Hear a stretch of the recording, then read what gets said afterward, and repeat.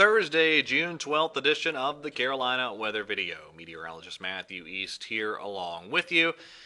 It was another pretty warm day across the region yesterday. Many folks in the eastern half of North and South Carolina eclipsed 90. It was up to 96 yesterday in Fayetteville, 94 in Raleigh, 93 in Greenville, some 80s along the I-85 corridor in many spots. 92 down in Columbia. But the big story yesterday was another significant round of showers and storms. I'll get into that here in just a moment. Let's look at our 5 o'clock hour temperatures this morning, about 5:30 this morning. 70s in eastern North Carolina, back to Greensboro, 69 in Charlotte, 73 in Columbia, some 60s in the mountains. We do have some fog out there. In fact, in some spots, it's relatively dense. Raleigh down to a quarter mile of visibility right now, but it is, again, pretty patchy fog out there this morning. There's your dew point temperatures.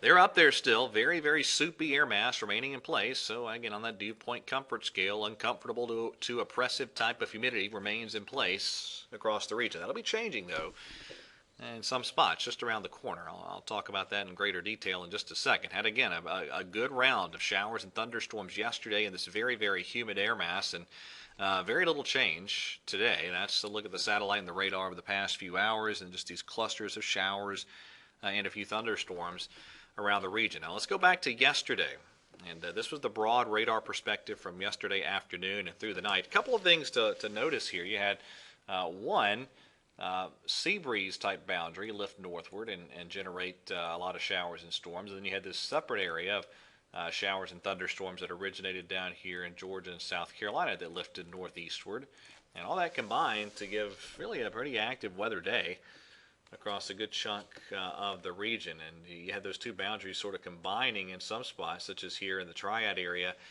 and over toward the Triangle, and that's where you had a decent amount of wind damage and some hail reports, some scattered wind reports around the Charlotte metro area as well, other scatter reports in various spots across the region. There is your distribution of the rainfall over the past 24 hours. Anywhere you see the shadings of that brighter green color, that's over 1 inch of rain. And as the heavier thunderstorm activity did generate 1 inch to even some 2-inch rain totals in a couple of spots over the past 24 hours. Now we go to the radar this morning, and we're looking at, again, still some scattered showers out there. Well, let me get the right tool here.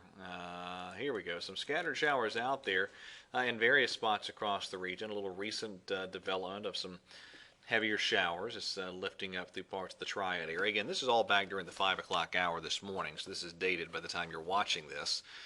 And we still remain kind of steeped in this very, very humid setup overall. So as we go through the day, the overall setup still quite favorable for a scattering of some showers and thunderstorms out there. Your highs today up into the 80s around the region.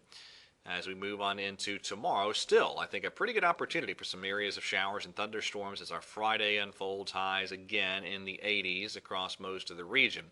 But here's the deal as we get into Saturday. That front will push to the south of us, and a little bit of a drier air slips into at least North Carolina, at least a good chunk of North Carolina, as we get into Saturday.